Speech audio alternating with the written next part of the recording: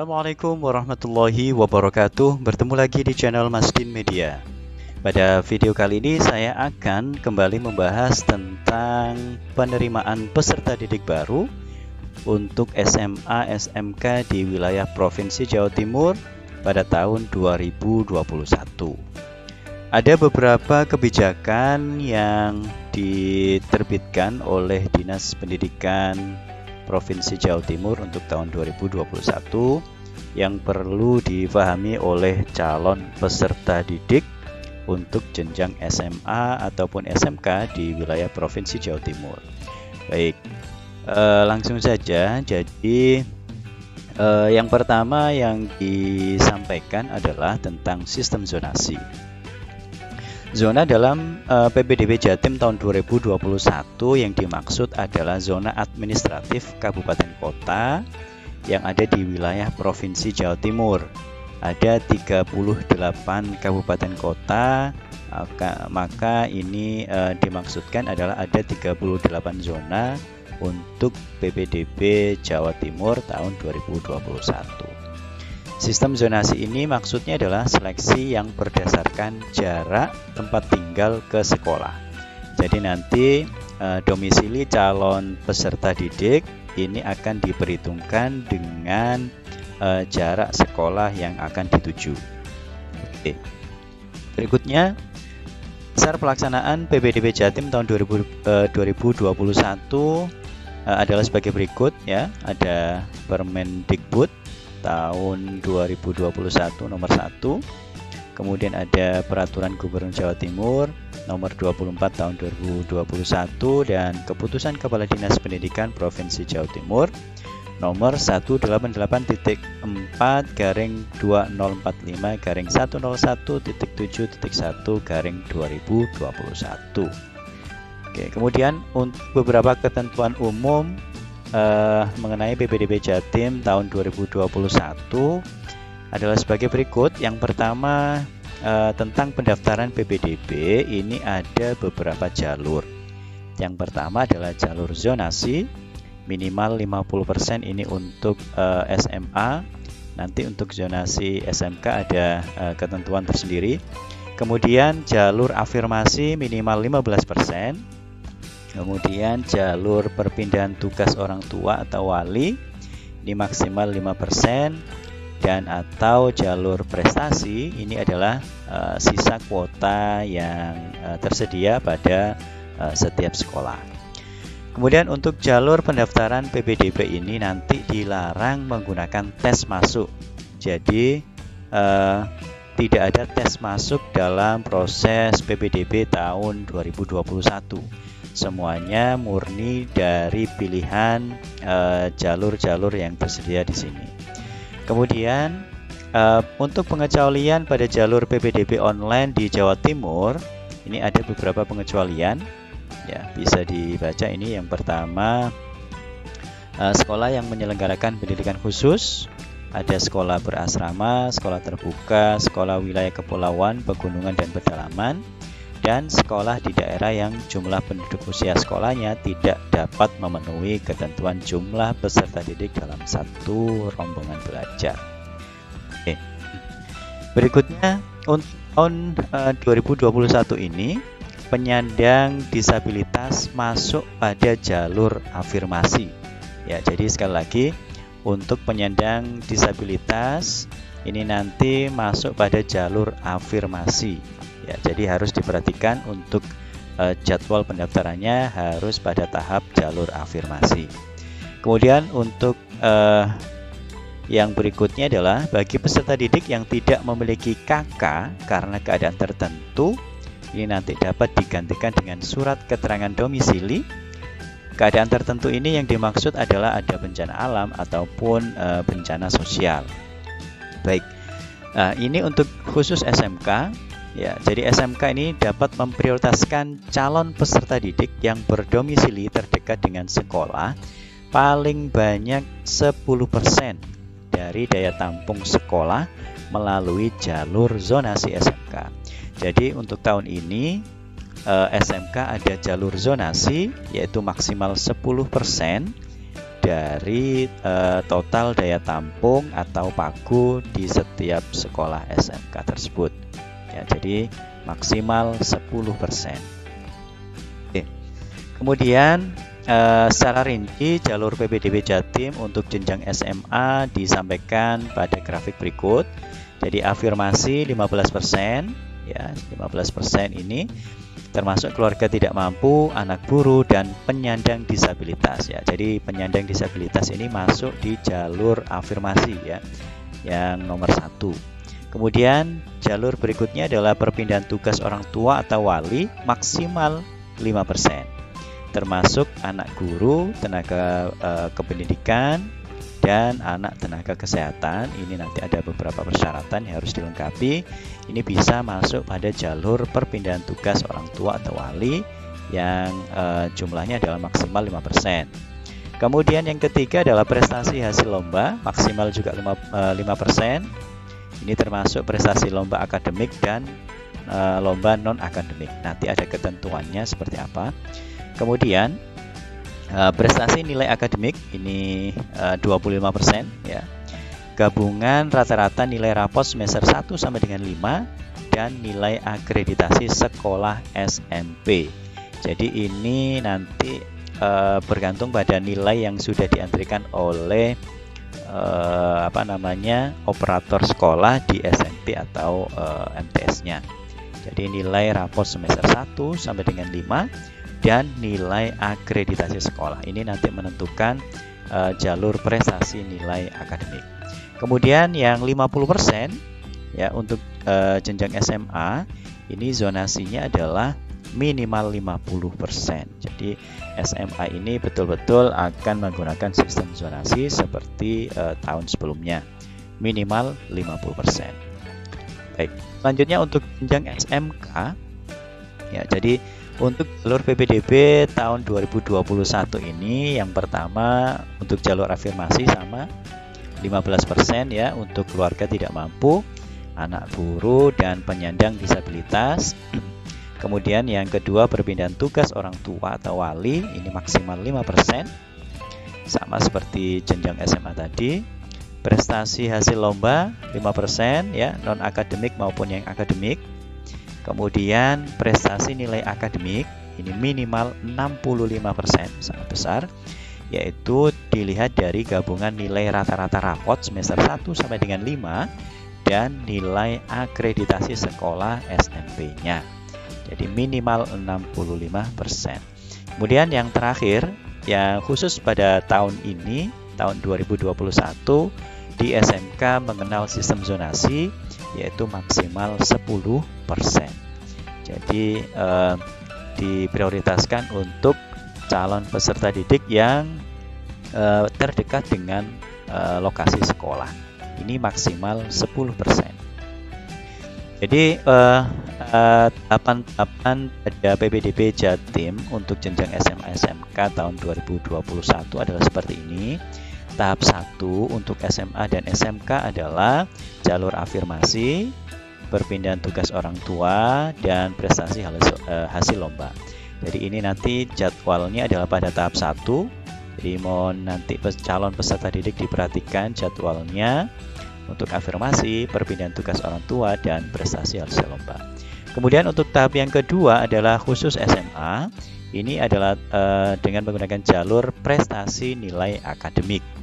Kemudian tahap ketiga ini khusus SMK mengenai jalur zonasi SMK ya yang maksimal 10%.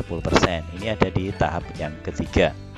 Kemudian tahap yang keempat khusus SMA, ini adalah jalur zonasi SMA yang minimal 50%, dan tahap terakhir adalah tahap untuk jenjang SMK yaitu jalur prestasi nilai akademik yang minimal 65%. Jadi harus diperhatikan tahapan-tahapan ini akan mempunyai jadwal-jadwal tertentu. Jadi harus diperhatikan. Kemudian di sini ada keterangan tentang jalur afirmasi yang kuotanya 15%.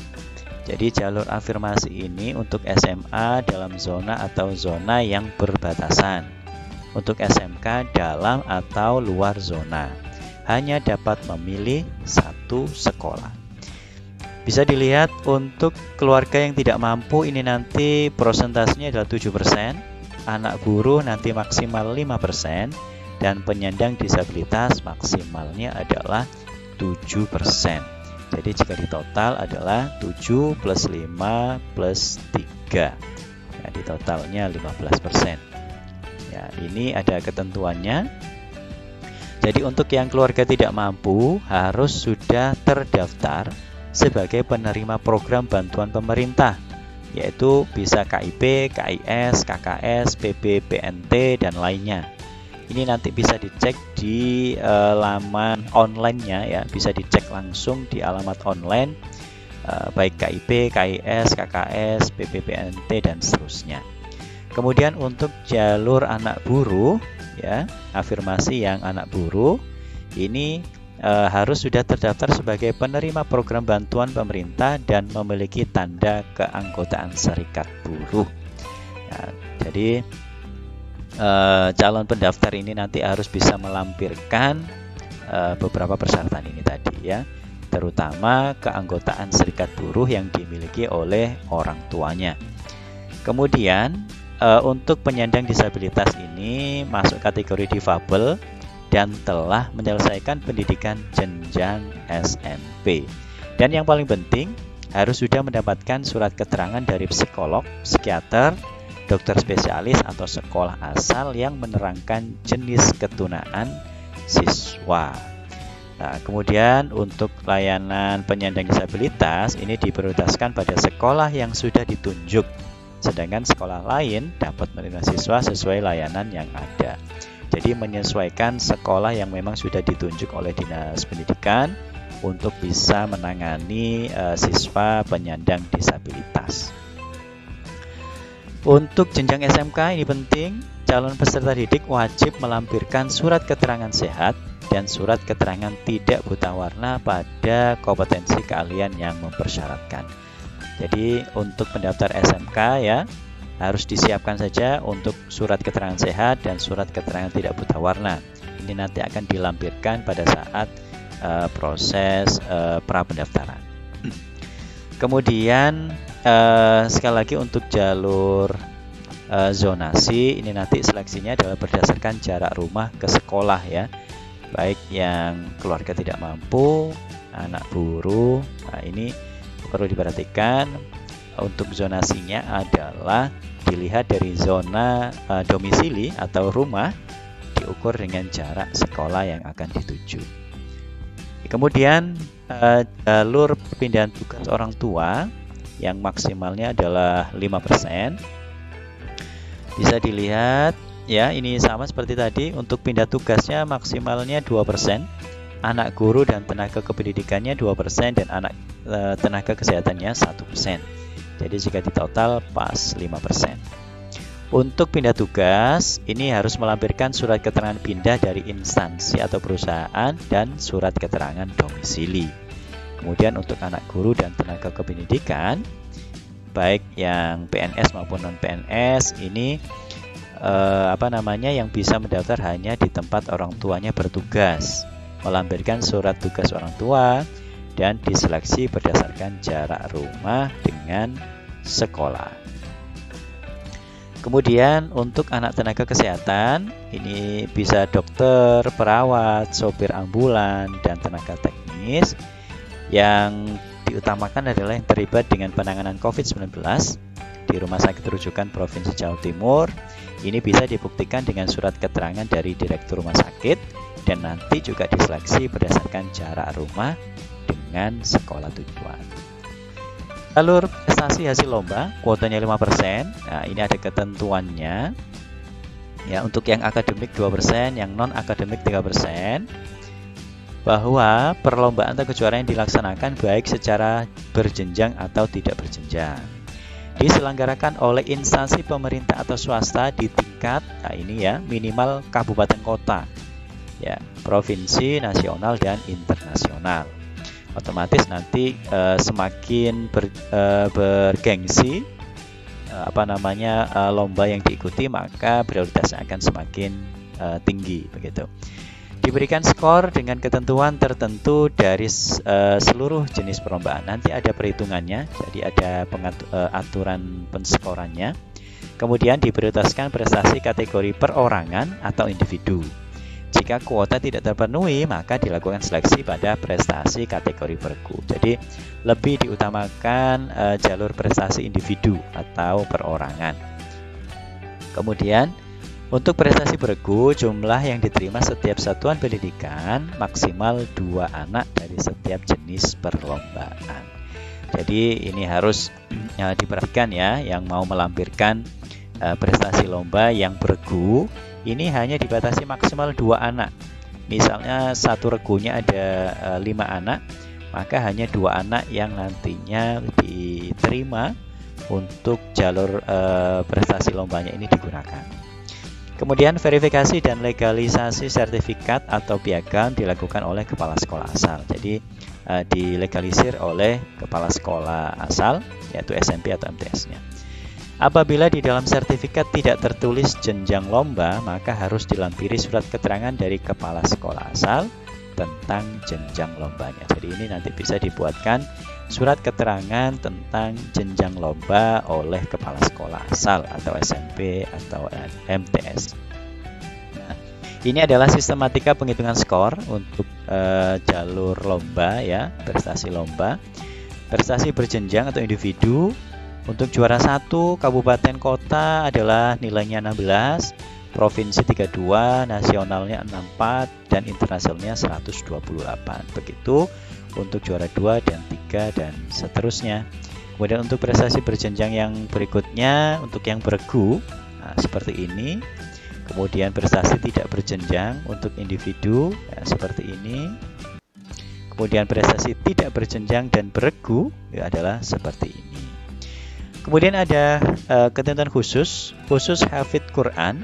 Scoringnya adalah sebagai berikut ya. 5 sampai dengan 9 juz adalah 16, 10 sampai 19 juz adalah 32, 20 sampai 29 juz adalah 64 dan 30 juz adalah 128. Sertifikat nanti yang dikeluarkan oleh pondok pesantren atau lembaga tahfidz Quran dan dilegalisir oleh kantor Kemenak Kabupaten Kota. Jadi PPDB Jatim untuk tahun 2021 ini memfasilitasi jalur prestasi lomba untuk para hufadz Quran ya, yang sudah menghafalkan Al-Quran dengan ketentuan nilainya seperti ini. Kemudian delegasi sekolah yang dikirim di tingkat provinsi, nasional, internasional, skor dihitung dengan cara seperti ini. Untuk individu setara dengan juara 3 prestasi tidak berjenjang sesuai dengan tingkatannya. Sedangkan yang bergu setara dengan juara 3 prestasi tidak berjenjang bergu sesuai dengan tingkatannya. Jadi seperti ini ya, kolom yang tidak berjenjang baik yang individu maupun yang bergu. Oke, ini adalah sistematika penghitungan skornya. Kemudian jalur prestasi nilai untuk akademik ya, kuotanya 25%. Bisa dilihat rumusnya adalah 70% dari nilai rata-rata rapot semester 1 sampai dengan 5 dan 30% nilai akreditasi sekolah asal. Jadi akreditasi sekolah asal ini juga menentukan sebesar 30%. Nah, kemudian untuk nilai yang dihitung adalah pertama nilai agama. Nah, terutama untuk yang MTS atau SMPK ini untuk nilai agama biasanya lebih dari 1 mata pelajaran, maka nanti silakan dihitung nilai rata-ratanya. Jadi misalnya untuk agama Islam yang di MTS misalnya ada 5 mata pelajaran, maka dari kelima mata pelajaran tadi di rata-rata terlebih dahulu, nanti akan dijadikan sebagai nilai pendidikan agama. Kemudian nilai PKN, Bahasa Indonesia, Matematika, IPA, IPS, dan Bahasa Inggris dari semuanya nanti di rata-rata. Dari semester 1 sama dengan semester 5, kemudian dikalikan 70%. Kemudian nilai akreditasi menggunakan nilai angka dengan ketentuan sebagai berikut. Bagi sekolah yang masa berlaku akreditasinya habis, maka menggunakan nilai akreditasi yang terakhir. Bagi sekolah yang belum atau tidak terakreditasi, maka diberi nilai akreditasi 70. Bagi sekolah dari luar Jatim, melampirkan fotokopi sertifikat akreditasi sekolah. Jika jumlah nilai akhir sama, maka peringkat ditentukan berdasarkan yang pertama, prioritas urutan nilai mata pelajaran, dan yang kedua adalah waktu pendaftaran. Jadi prioritas urutan nilai mata pelajaran adalah sebagai berikut, ya. Jadi yang paling menentukan adalah nilai agama, PKN, bahasa Indonesia, dan seterusnya sampai dengan nilai bahasa Inggris, ya. Ini nanti yang diperhitungkan urut berdasarkan urutan nilai mata pelajaran. Dan yang tidak kalah penting adalah waktu pendaftaran. Jadi siapa yang mendaftar lebih awal, maka dia yang lebih diprioritaskan untuk diterima, ya. Jadi jika terjadi nilai akhir yang sama antara siswa satu dengan yang lain, maka yang pertama dilihat prioritas urutan nilainya. Siapa yang nilai agamanya lebih tinggi, maka dia lebih diprioritaskan, dan seterusnya. Dan juga memperhitungkan waktu pendaftaran.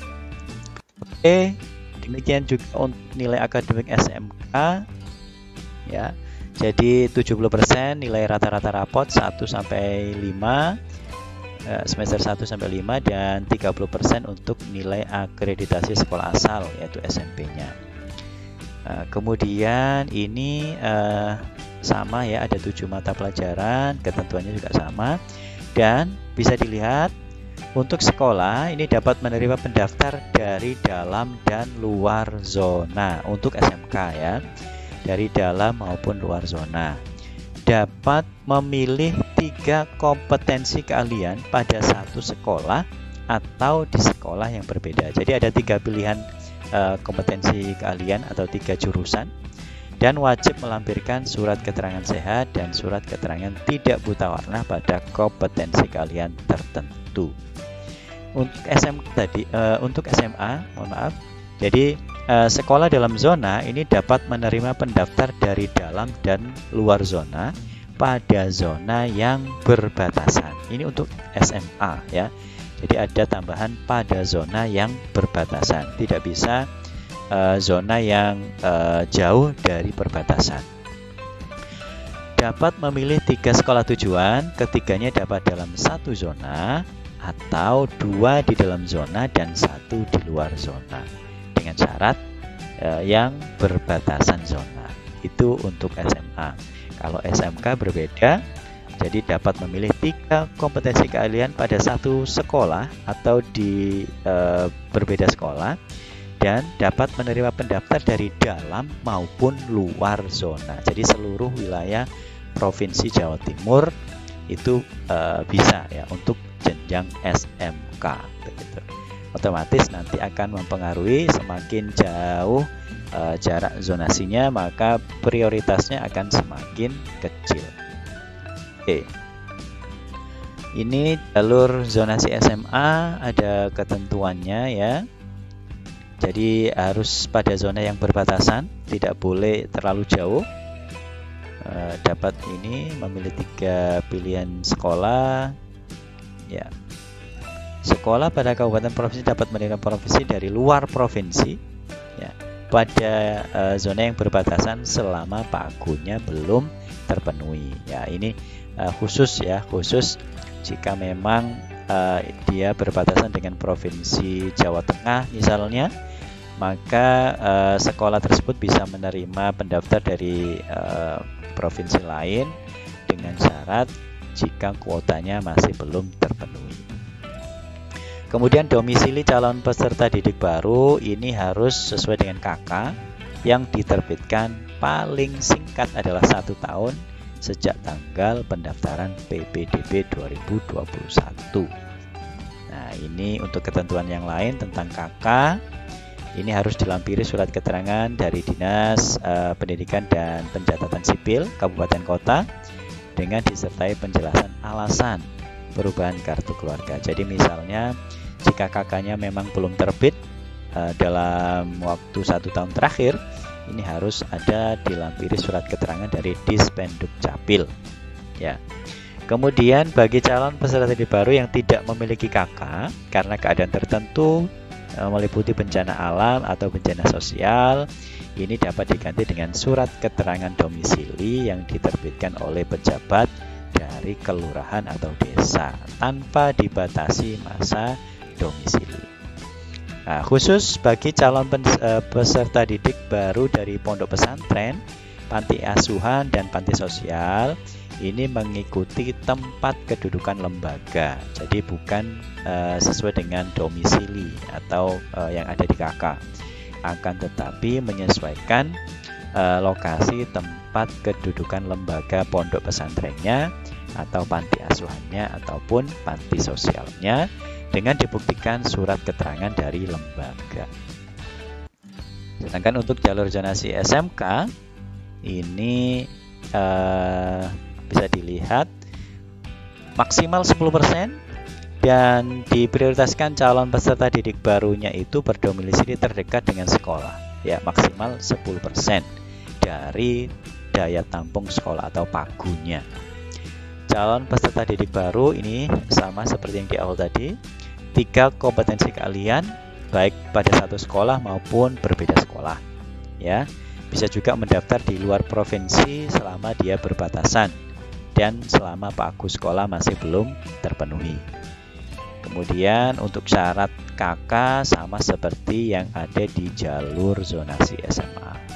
Kemudian untuk tahun 2021 ini ada kebijakan khusus, yaitu bahwa SMA SMK swasta ini dilibatkan dalam PBDB SMA SMK negeri di wilayah Provinsi Jawa Timur, yaitu SMA SMK swasta mendapat akses pada website PBDB Jatim untuk melakukan beberapa entrian, yaitu tentang lokasi sekolahnya, pagunya, alamat sekolah, dan alamat websitenya.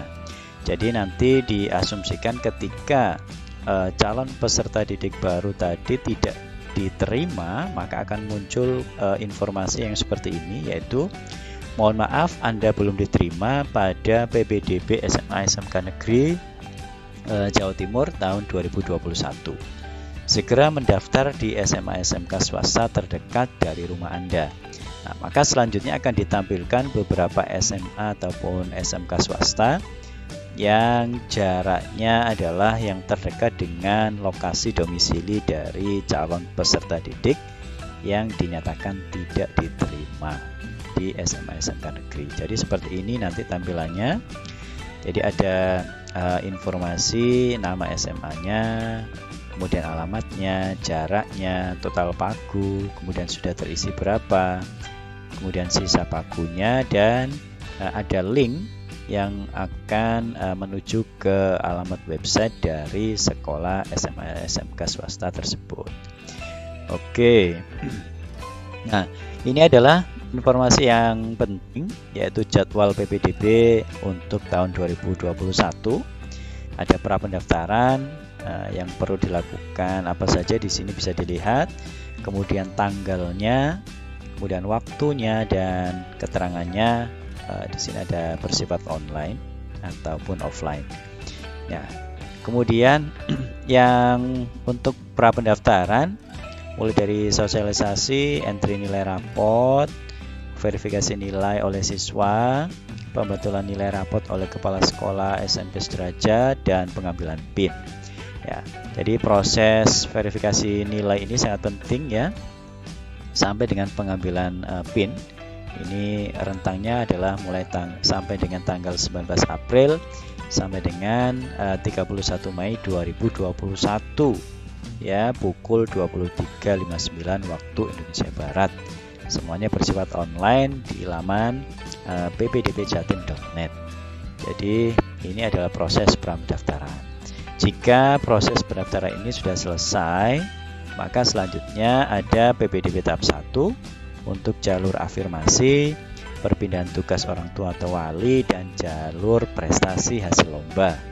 Ya, ini ingat tahap 1 ada tanggal-tanggalnya, pendaftaran, verifikasi dan validasi untuk SMA SMK, Kemudian pengumumannya bisa dilihat tanggal 7 Mei jam 8 pagi secara online, dan ada konfirmasi oleh siswa yang diterima pada tanggal yang sudah tertera. Nah, kemudian untuk latihan pendaftaran tahap 2 sampai dengan tahap 5 ini baru dibuka setelah tahap 1 selesai diumumkan hasilnya. Ya, jadi mulai tanggal 9 sampai dengan tanggal 19 Mei 2021.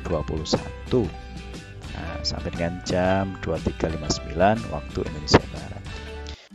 Jika latihan pendaftaran ini sudah selesai, maka tahap 2 ini akan dibuka untuk jalur prestasi nilai akademik SMA, mulai dari pendaftaran, kemudian penutupan, pengumuman, dan konfirmasi oleh siswa yang diterima.